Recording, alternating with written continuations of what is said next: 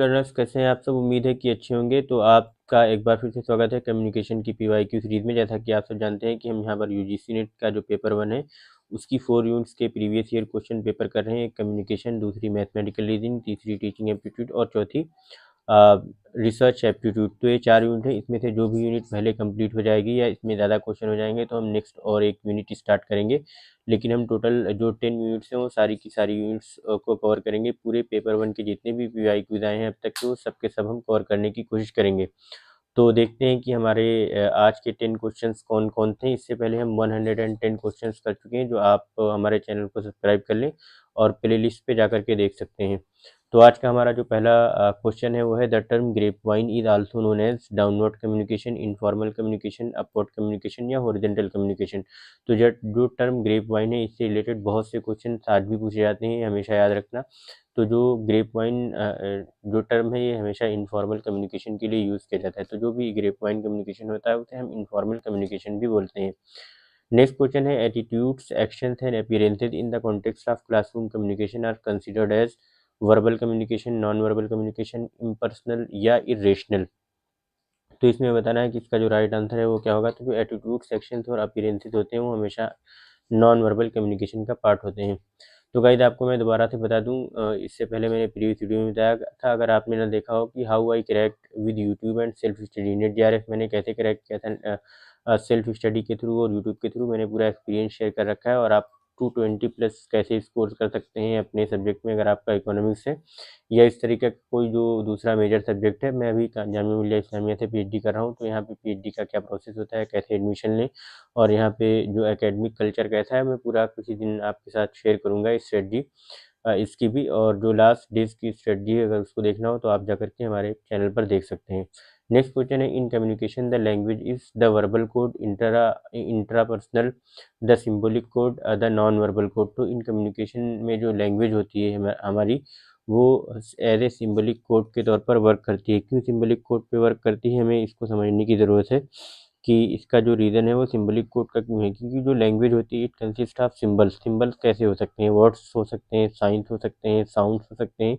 तो that represent meaning. Hence in communication theory language is treated as a symbolic code. बाकी जो verbal code होते हैं, language is expressed verbally but this is only one form. Language itself functions more broadly as a system of symbols.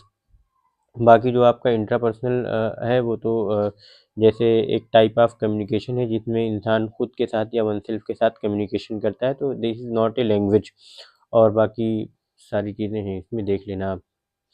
Next question है most often the teacher student communication is spurious, critical, utilitarian या confrontational. तो इसमें बताना है कि जो हमारी most often मतलब आमतौर से जो टीचर स्टूडेंट का कम्युनिकेशन होता है वो किस तरीके का होता है। तो इसका जो राइट आंसर है वो यूटिलिटेरियन होता है। स्पूरियस जो होता है इट मीन्स फॉल्स और इनसिंसियर कम्युनिकेशन, मतलब ऐसी रिलेशनशिप जिसका कोई मतलब नहीं बनता है। तो उस टाइप की रिलेशनशिप को बोलते हैं स्पूरियस रिलेशनशिप।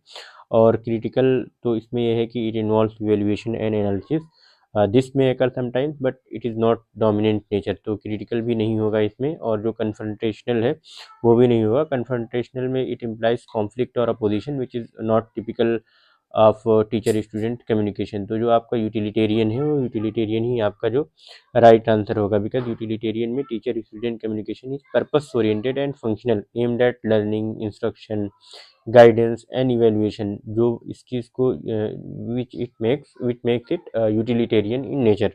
तो इस तरीके से आपका जो राइट आंसर है वो यूटिलिटेरियन, कुछ ना कुछ यूटिलिटी या सेटिस्फेक्शन मिलता है उससे। नेक्स्ट क्वेश्चन है आपका effectiveness of communication can be trace from which of the following. तो इसमें बताना है कि जो इफेक्टिवनेस ऑफ कम्युनिकेशन है वो किसके थ्रू हम ट्रेस कर सकते हैं। तो देखते हैं हमारा इसका क्या होगा। Attitude surveys, performance records, students attendance, selection of communication channel. तो इसका जो गाइस राइट आंसर होगा दैट इज़ ऑप्शन एक। तो एटीट्यूड सर्वेज होना चाहिए इसमें। तो ए तो इसमें ए नहीं है। तो इस तरीके से आपका ऑप्शन सी कट जाएगा एलिमिनेट होके। परफॉर्मेंस रिकॉर्ड, ठीक है, परफॉर्मेंस रिकॉर्ड होना चाहिए। ए एंड बी दोनों में है। अब देखना है हमें कौन था उसमें। स्टूडेंट अटेंडेंस, देखिए स्टूडेंट अटेंडेंस से कभी भी आप इफेक्टिवनेस ऑफ जो टीचिंग है या कम्युनिकेशन है वो नहीं फाइंड आउट कर सकते हैं। सिलेक्शन या कह सकते हैं एक बहुत ही नैरो मेजरमेंट होगा। Selection of communication channel, yes this can be. तो आपके जो 4 ऑप्शंस हैं इसमें से सिर्फ 3 A B and D are the correct one. देखिए एटीट्यूड सर्वेज जो होते हैं these are the direct qualitative tool to assess message reception perception and attitude change. और जो परफॉर्मेंस रिकॉर्ड है it reflects whether communication translated into desired action और learning. और जो आपकी स्टूडेंट्स अटेंडेंस है it is considered a weak and indirect indicator, जैसा कि मैंने आपको बताया।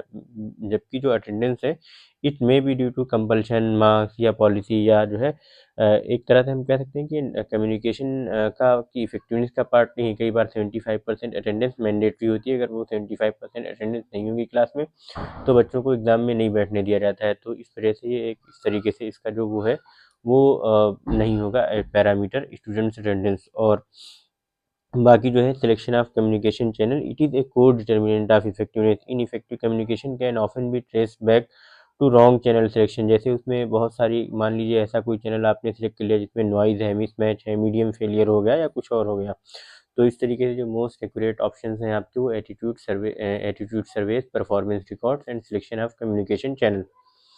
नेक्स्ट क्वेश्चन है आपका, in a classroom a communicators trust level is determined by the use of hyperbole, the change of voice level, the use of abstract concept, eye contact. तो इसका जो राइट आंसर है गाइस क्वेश्चन 116 का, that is eye contact. अगर वो eye contact maintain कर पा रहा है कम्युनिकेटर तो वो ट्रस्ट लेवल को डिटरमाइन करता है। नेक्स्ट क्वेश्चन है, विच of the following is not a principle of effective communication. इसमें बताना है कौन सा इफेक्टिव कम्युनिकेशन का प्रिंसिपल नहीं है। Persuasive and convincing dialogue, participation of the audience, one way transfer of information, strategic use of grapevine. तो इसका इसमें हमें पूछा है नॉट। कभी कभी हम नॉट भूल जाते हैं और कोई ना कोई एक गलत ऑप्शन सेलेक्ट करके आ जाते हैं। तो इसमें जो one way transfer of information होता है this is not a principle of effective communication. Next question assertion reason based देखते हैं, formal communication tends to be fast and flexible. तो असर्शन जो हमारा है वो देखते हैं, इसके बाद रीज़न क्या है, formal communication is a systematic and orderly flow of information. तो देखिए जो फॉर्मल कम्युनिकेशन होता है it do not tend to be fast not flexible, ये एक तरह से फिक्स होता है। इसमें एक पूरा प्रॉपर स्ट्रक्चर होता है, इसमें एक प्रॉपर स्ट्रक्चर के थ्रू हम कम्युनिकेट करते हैं। जैसे हमने किसी को लेटर लिखा, किसी को ईमेल लिखा, तो उसमें बहुत ज़्यादा फ्लेक्सिबिलिटी या फास्ट चीज़ें नहीं हो पाती हैं। तो जो फॉर्मल कम्युनिकेशन है प्रॉपर, ये एक तरीके से स्लो होता है और फिक्स होता है। तो ये जो हमारा असर्शन है वो रॉन्ग हो जाएगा। तो जब assertion is false but reason is correct, formal communication is systematic and orderly flow of information, जैसा कि इसमें दिया हुआ है कि फॉर्मल कम्युनिकेशन क्या है। तो इसका जो राइट आंसर है वो ऑप्शन डी हो जाएगा। Which of the following are the characteristics और फीचर्स ऑफ कम्युनिकेशन। तो इसमें बताना है इसमें से कौन कैरेक्टरिस्टिक या फीचर ऑफ कम्युनिकेशन है। तो ये देखते हैं कौन कौन से हैं हमारे। communication involves exchange of ideas, facts and opinions। ठीक है, करेक्ट है। communication involves both information and understanding। this is also true, this is true as well। communication is continuous process। ठीक है, ये भी continuous process है। communication is a circular process, ये भी ठीक है। तो आपका जो क्वेश्चन 19 है उसका ऑप्शन डी करेक्ट हो जाएगा, A B C and D. Last question है आज की इस वीडियो का, the mode of communication that involves a single source transmitting information to a large number of receivers simultaneously is called. बहुत आसान है, group communication, mass communication, intrapersonal communication या interpersonal communication. तो इसका जो राइट आंसर है mass communication. मिलते हैं आपसे नेक्स्ट वीडियो में, बने रहिए हमारे साथ। तब तक के लिए गुड बाय। लाइक करें, शेयर करें, सब्सक्राइब करें और कमेंट करके बताएं कि आपको वीडियो कैसी लगी। Good bye.